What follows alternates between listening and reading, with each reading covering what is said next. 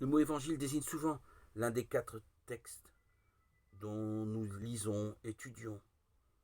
Paul nous rappelle aujourd'hui que ce mot est bien plus précis. Il n'y a pas 4, mais un seul évangile, celui du Christ. La règle de la transmission que Paul explicite, je vous transmets ce que j'ai reçu, est donc normative pour la rédaction et l'écoute de l'évangile selon l'un des 4 évangélistes. Luc rapporte ce récit de pêche pour permettre aux personnes qui veulent bien le recevoir d'être confirmées dans la foi et envoyées à leur tour comme témoins.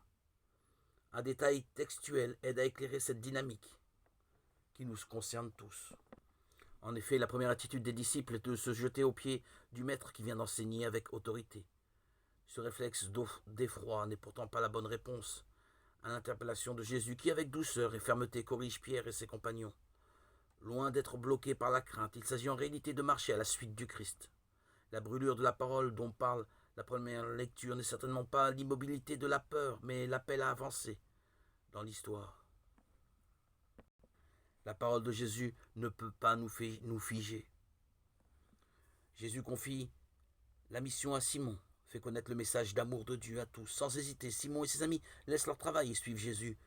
Quand tu décides de faire confiance au Seigneur, le résultat est toujours surprenant, dynamique, mouvement. Tu fais ce que tu peux, comme Simon qui jette le filet une fois de plus, et le Seigneur t'apporte son aide dans ce que tu fais. La pêche est énorme, Jésus a besoin de toi pour agir, et comme à Simon et ses amis, il te donne l'audace de le suivre. Jésus, nous avons confiance en toi.